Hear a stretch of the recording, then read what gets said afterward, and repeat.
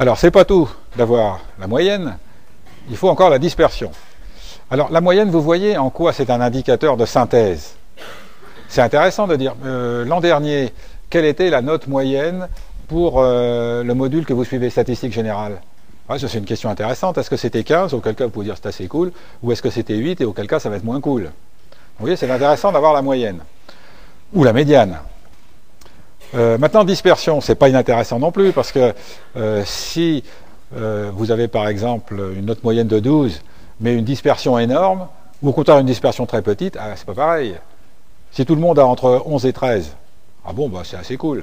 Si par contre tout le monde a entre 0 et 20, certes la moyenne est à 12, c'est un petit peu différent.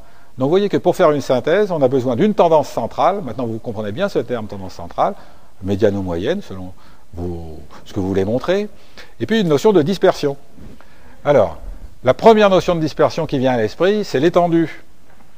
Quel est le maxi, quel est le mini? D'ailleurs, vous voyez, je vous dis, l'an dernier, eh bien, il y avait les notes allaient entre 0 et 20. C'est la première idée. Voilà. Donc l'étendue, c'est historiquement la première mesure de dispersion. Les Grecs l'utilisaient déjà pour leurs mesures astronomiques. C'était assez intéressant pour encadrer leurs mesures. Alors il y a une notion qui est assez intéressante, c'est la notion de quartile. Alors, on a vu la médiane qui sépare en 2 paquets nos individus d'effectifs égaux. Les quartiles, ça divise en 4 paquets d'effectifs égaux. Donc on va avoir 3 quartiles, et ces 3 quartiles, comme le montre le dessin, ils séparent notre population en 4 paquets. Un premier paquet ici qui sont plus petits que le premier quartile, un deuxième paquet ici compris entre le premier et le deuxième, un deuxième paquet, un troisième paquet. Donc évidemment, le deuxième quartile, qui n'est rien d'autre que la médiane, soit dit en passant, il n'est pas exactement au milieu de ces deux-là. Parce que par contre, ce sont les effectifs qui sont les mêmes. Ici, j'ai 25% de la population. Ici, j'en ai 25, 25, 25. Alors, vous retrouvez ici la médiane, et ceci, c'est ce qu'on appelle l'intervalle interquartile. Qu'est-ce que c'est l'intervalle interquartile? C'est l'intervalle du milieu, si je puis dire, qui contient 50% de mes individus. Sachant qu'il y en a 25 au-dessus, 25 au-dessous. Voilà, intervalle interquartile. Bon. Ça, c'est quelque chose qui est assez pratique pour faire des petits dessins, dont notamment la fameuse boîte de dispersion. Ça, c'est un dessin qui est arrivé assez tard en statistique, mais qui est fort commode. C'est un dessin qu'on n'a pas vu tout à l'heure, parce qu'on n'avait pas les moyens de le voir, on avait besoin de plusieurs choses, qui va être en concurrence avec l'histogramme. Alors, comment ça fonctionne? Cette boîte de dispersion, alors on appelle ça souvent une boîte à moustache, et puis les Anglais qui ont, il faut bien le dire, le génie des mots courts, appellent ça boxplot. Alors, voyons de quoi il s'agit. Une boîte à moustache, une boîte de dispersion, c'est quand même à la base un rectangle. Et ici, vous avez l'échelle de votre variable que vous représentez. Et ce rectangle ici, il contient 50% de la population. En fait, c'est l'intervalle interquartile. Vous reconnaissez ici Q0,25, la médiane, Q0,75. Donc vous visualisez l'intervalle interquartile. Et au milieu de cet intervalle, vous placez la médiane. Ensuite, vous mettez les moustaches. Alors vous allez me dire, mais comment est-ce que vous voyez des moustaches là-dedans? Évidemment, parce que là, je le mets vertical, mais si vous le mettez horizontal, on voit des moustaches. Voilà. Voilà pourquoi ça s'appelle boîte à moustaches. Alors ces moustaches, qu'est-ce que c'est? C'est ici 1 fois et demi l'intervalle interquartile. Vous voyez le 1,5 là. 1 fois et demi l'intervalle interquartile. Et puis ici 1 fois et demi. Sauf qu'on ne prend pas exactement 1 fois et demi, on s'arrête. Vous commencez par prendre 1 fois et demi, et puis vous le rétrécissez pour que ça tombe pile sur une valeur réelle. Donc on sait qu'au bout des moustaches, si je puis dire, il y a un vrai individu. Voilà. Donc en principe, tout le monde est à peu près là-dedans. Et puis ceux qui ne sont pas dedans, eh bien les voilà, je les ai représentés par une croix, c'est ce qu'on va appeler des outliers. Alors, je n'aime pas trop utiliser systématiquement les mots anglais, mais celui-là semble assez irremplaçable. C'est des individus extrêmes, c'est pas exactement ça. C'est des individus suspects. Certains ont proposé suspect, mais ça rime à rien de proposer un suspect. Ils ne sont pas suspects du tout. C'est des outliers, voilà, ils sont en dehors des bornes, voilà, par définition. Voilà. Ça, c'est une boîte à moustaches. Figurez-vous que ça, c'est assez pratique pour comparer plusieurs populations. Et c'est plus pratique que les histogrammes, si vous voulez, quand vous avez beaucoup de populations à comparer. Regardez ces jolis dessins. Alors, on va prendre les notes en maths, donc ça varie de 0 à 20. On va prendre premier trimestre, deuxième trimestre, troisième trimestre, bac. et je représente mes 909 individus par ces boîtes à moustaches. Alors, qu'est-ce que je peux voir tout de suite? Je vois tout de suite qu'au bac, les notes sont meilleures. Donc je vois tout de suite cet effet de décalage. Hein? Je vois tout de suite cet effet de moyenne, ici. Je vois que du point de vue dispersion, c'est à peu près la même chose au début. C'est un petit peu plus dispersé pour le bac. J'ai quelques outliers ici. Bon, mais rien de particulier à mentionner. Alors regardons maintenant en philo. Ah bah philo c'est un cas. Alors là il a fallu improviser. Alors qu'est-ce que j'entends par improviser? Comment vous allez obtenir ces boîtes à moustaches? Alors tout à l'heure j'ai beaucoup cité Excel. Pour les choses simples on cite Excel. Mais ça c'est pas dans Excel, c'est un peu trop fin. On va vous apprendre très rapidement à vous servir d'un autre logiciel qui s'appelle le logiciel R. Et le logiciel R, Excel si je puis dire, pour sortir notamment des boîtes à moustaches. Il sort beaucoup de choses, le logiciel R. Vous allez un peu souffrir au début, mais après vous verrez, c'est la vraie vie. Hein. Alors, on sort les boîtes à moustaches. Alors celle-ci, il faut être honnête, je l'ai faite à la main parce que ça ne passait pas dans les logiciels, c'était trop compliqué. Qu'est-ce qui se passe? À la différence des maths, d'abord je vois des écarts-types, là, plus entièrement des intervalles interquartiles, beaucoup plus petits. Les notes en philo sont beaucoup plus concentrées. Voilà, elles sont beaucoup plus concentrées que les notes en maths. Bien. Je vois qu'au bac, elles descendent. C'est pas du tout comme en maths, hein. Ça descend. Et puis alors surtout, je vois des outliers. J'en vois plein. Alors, il y en a tellement ici que j'ai été obligé de symboliser par un carré quand il y en a des paquets de 10. Bon, donc ça, effectivement, ça a été fait à la main. Hein. Parce qu'il est très particulier. Alors, qu'est-ce qui se passe ici? Ben, on voit qu'on a... Alors, qu'est-ce que ça veut dire beaucoup d'outliers? Eh bien, ça veut dire tout simplement la chose suivante. La plupart des notes sont très resserrées. Voilà. Ici, vous voyez, tous les individus, ils ont entre 8 et 10. Donc du coup, évidemment, un 18, un 16, ça paraît des valeurs complètement aberrantes par rapport à ce resserrement. Là, ça en dit long sur la façon dont nos amis philosophes effectuent leur notation. Hein? Alors vous êtes aussi bien armés que moi pour interpréter ce type de graphique. Vous voyez que ces boîtes à moustaches, au début, ça paraît un petit peu loufoque, sympathique, certes, et puis finalement, c'est une très grande valeur d'usage. Essayez de faire la même chose avec les 4 histogrammes. On pourrait faire cet essai. Et bien vous verrez que c'est bien plus pratique d'avoir ces boîtes à moustaches hein, qu'on peut mettre sur une même ligne. On se sert, nous, constamment des boîtes à moustaches. On s'en sert plus que des histogrammes. On ne se sert que des boîtes à moustaches plutôt que des histogrammes même, lorsqu'on a plusieurs populations à comparer. Voilà. Ça, c'est une première chose. Alors, indicateur de dispersion. Qu'est-ce qu'on a vu jusqu'ici? L'étendue, bon ok, vous n'avez pas besoin de moi pour ça. Intervalle interquartile, ça vous n'y auriez pas pensé. Bon. Alors il y a un autre indicateur qui est un nombre, hein, qui est l'écart absolu moyen. Alors qu'est-ce que c'est l'écart absolu moyen? Eh bien, ça correspond à l'idée suivante.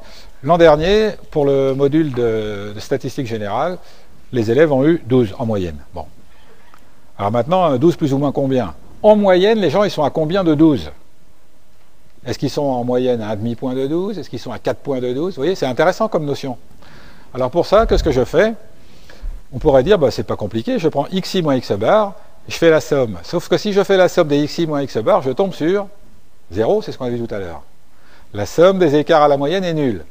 Donc je suis obligé de passer par la valeur absolue. Donc ici, qu'est-ce que je fais? Eh bien, je prends les xi moins x bar, les écarts à la moyenne, je prends la valeur absolue pour mettre sur le même pied ceux qui sont les valeurs au-dessus et les valeurs au-dessous, et puis je fais la moyenne de tout ceci. J'obtiens l'écart absolu moyen. Alors les puristes calculent l'écart absolu moyen, non pas par rapport à la moyenne, mais par rapport à la médiane. Là, je ne prends pas parti. Honnêtement, dans ma pratique, je prends par rapport à la moyenne, mais bon, si vous voulez prendre par rapport à la médiane, ça marche aussi. Il y a de meilleures raisons théoriques pour prendre par rapport à la médiane, mais j'en dirai pas plus. Alors là, je vous ai mis un petit exemple numérique, hein. Si j'ai 3 valeurs, moins 1, 0 et plus 1, bah, l'écart, ça vaut 1 ici par rapport à la moyenne, là ça vaut encore 1, donc je divise 2 par 3, ça me fait 0,6. Bon. Ça me donne un indicateur qui va me permettre, par exemple, de comparer la dispersion au module de statistique générale et puis au module d'écologie générale, par exemple, ou au module de statistique générale et au module qui suit après de modèle linéaire. Donc je peux comme ça comparer. C'est à ça que me sert un indicateur. Sinon le 0,66 tout seul, ne me dit pas forcément grand-chose. Alors, sauf si c'est des données que je connais bien, du style, l'an dernier, la moyenne était de 12 et l'écart absolu moyen était de 1. Ah bon, ça c'est bien ça. C'est bien de le savoir. Alors en fait, en pratique, ce qu'on utilise le plus, ce n'est pas l'écart absolu moyen, bien qu'il soit intuitif, c'est un indicateur qui est bien moins intuitif, écart type et variance, sachant que l'écart type, c'est la racine carrée de la variance. Alors, ça part de la même manière. Regardez la formule. Je prends xi moins x bar, donc je regarde les écarts à la moyenne, dont je vais faire une somme. Mais au lieu de prendre la valeur absolue pour éviter les problèmes d'annulation entre ceux qui sont au-dessus et ceux qui sont au-dessous, je lève au carré. Donc ça ressemble un petit peu à l'écart absolu moyen. Je regarde les écarts à la moyenne, et puis je vois si ces écarts à la moyenne, ils sont grands ou ils sont petits. Sauf que je ne les prends pas bruts, je les élève au carré. Ça me donne la variance. Et cette variance, malheureusement, elle a comme unité les unités au carré. Si c'est des kilos, ça me sera des kilos au carré. Donc je prends l'écart type S. Donc S2, c'est ce qu'on utilise comme notation pour la variance d'une série numérique, petit s étant l'écart type. Alors l'intérêt de l'écart type, c'est qu'il s'exprime bien dans les mêmes unités que la variable qu'on étudie. Alors si je regarde cet exemple numérique, vous voyez que l'écart type, la variance vaut 2 tiers, l'écart type vaut 0,8. Donc l'écart type de 0,8, il est sensiblement plus grand que l'écart absolu moyen. Ça se démontre d'ailleurs que l'écart absolu moyen est toujours plus petit que l'écart type.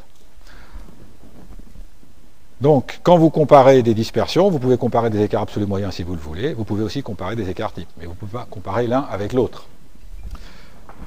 Alors, on avait parlé d'Excel. Dans Excel, il y a des choses qui sont très pratiques. Pardon ?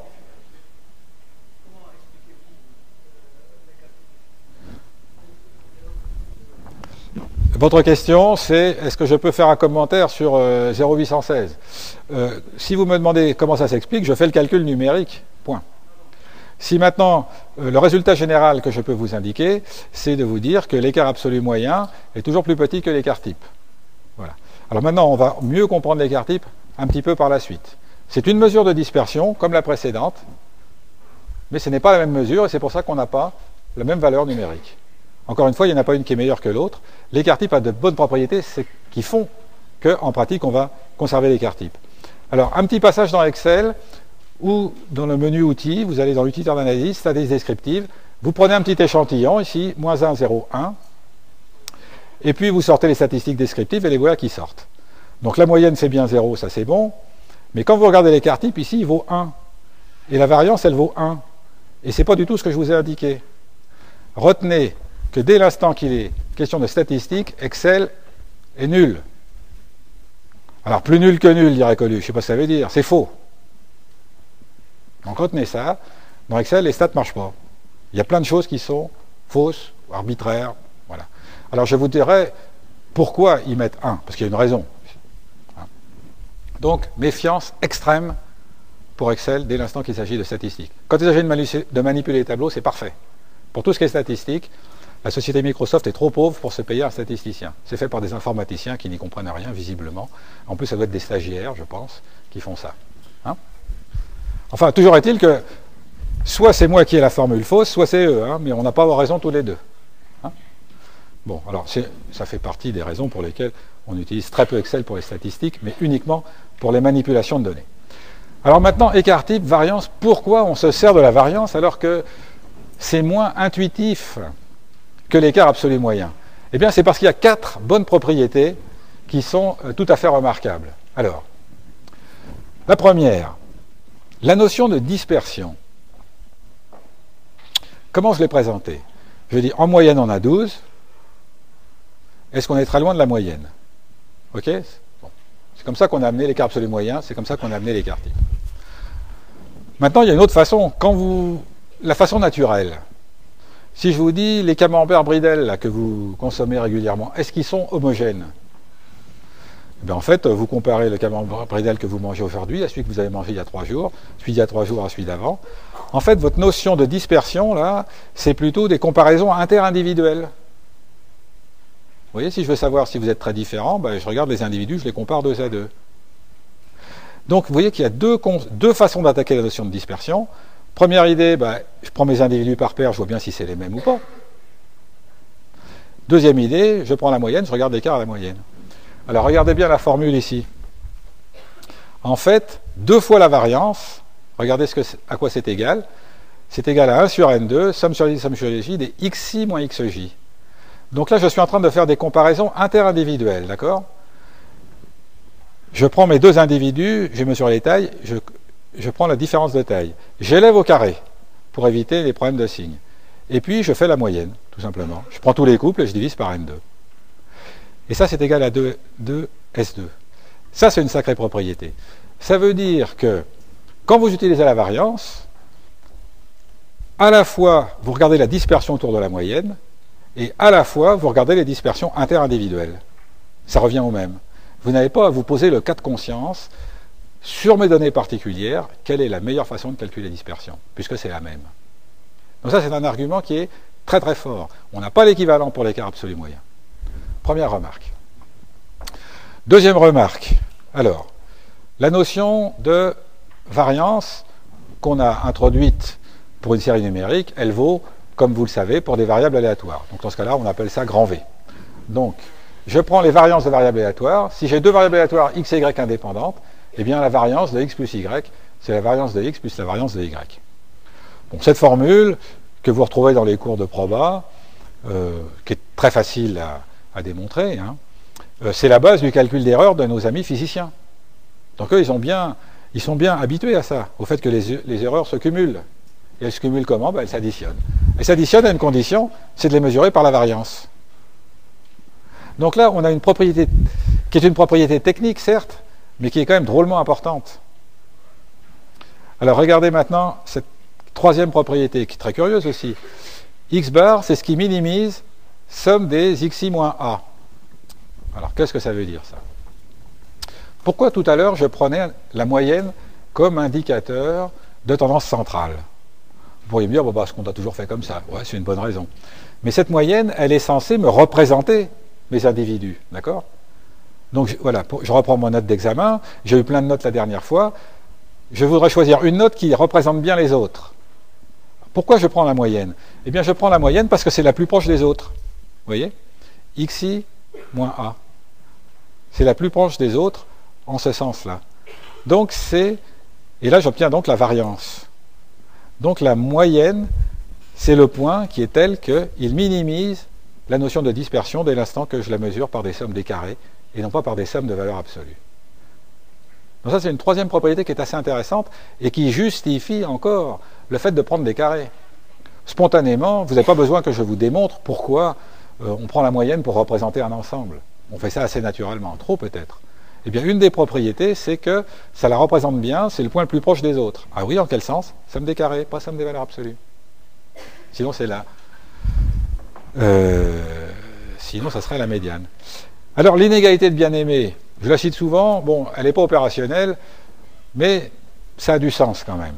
Ça a du sens, c'est un peu une curiosité. Alors, ça fait un peu exercice de prépa, hein, mais tant pis.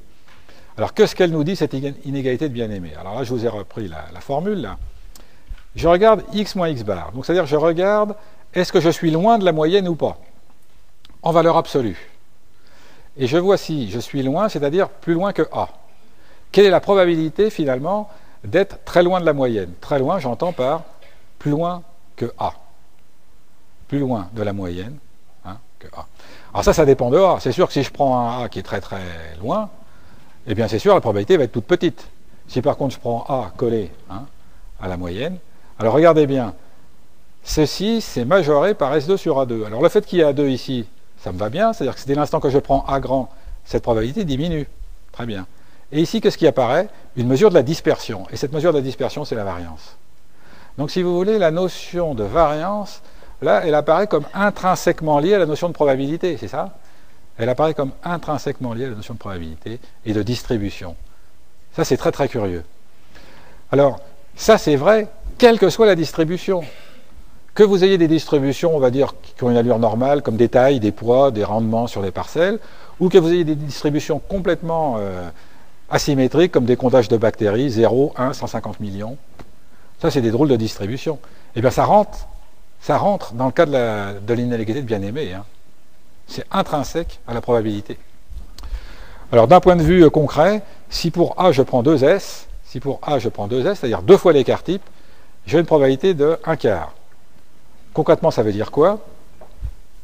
la probabilité d'être à plus de 2 écarts types de la moyenne. Donc j'ai la moyenne, 2 écarts types. La probabilité d'être à plus de 2 écarts types de la moyenne, quelle que soit la loi de distribution, est toujours inférieure à 25%. Toujours. Même si je prends mes distributions très très spéciales comme mes distributions de microbiologie. Vous voyez, c'est très très curieux. Alors, en fait, cet intervalle n'est pas tellement opérationnel. Pourquoi? Parce que justement, il prend en compte des situations tellement bizarres, puisque c'est un résultat très fort, très général, que du coup, on préfère des choses qui sont plus adaptées à nos données. Mais ça reste quelque chose d'important. Donc, en résumé, si je compare mes mesures de dispersion que sont l'écart absolu moyen et l'écart type, j'ai un écart absolu moyen qui a une interprétation directe. Moi, je m'en sers quelquefois de cet écart absolu moyen quand je veux communiquer des résultats à des gens qui ne sont pas statisticiens. Je leur dis, voilà, en moyenne, on est à temps de la moyenne. Mais dès l'instant qu'on fait des calculs, dès l'instant qu'on fait des comparaisons, on se sert de population, on se sert de l'écart type, hein, et de la variance selon les cas, pour les raisons qui viennent d'être indiquées. Alors ici, la fameuse loi normale, il y a des choses qu'on sait un petit peu par cœur. Alors, la probabilité d'être à plus de 2 écarts types. Alors, ça, c'est une chose qu'on retient par cœur. Hein. Ça, c'est un graphique fait par un de mes collègues, c'est François Husson qui l'a fait. Voilà. J'ai une loi normale centrée sur mu. Là, j'ai l'écart type que je symbolise ici. Alors, mu plus 2 écarts types, mu moins 2 écarts types. Je suis dans l'intervalle, là, avec une proba de 95%. La vraie valeur, c'est 1,96. Mais 1,96, on retient 2. Hein. Donc, autrement dit, bien-aimé nous donnait 25%, d'accord? Dans les deux bouts. Ça fait 12,5 de chaque côté. Pour une loi normale, c'est 2,5 de chaque côté. Et les données que nous manipulons, généralement, ressemblent plus à une loi normale, hein, qu'à une loi complètement dissymétrique, complètement, on va dire, très très très particulière, quoi. Voilà. Alors, vous avez ici mu plus ou moins 3 écarts types, vous avez pratiquement tout le monde, 99,7%. C'est d'ailleurs l'intervalle plus ou moins 3 écarts types qui est souvent gardé en contrôle de qualité. Hein. Si on sort de là, c'est que vraiment il y a un truc qui ne va pas. Voilà, donc ça c'est un ordre de grandeur que vous pouvez retenir.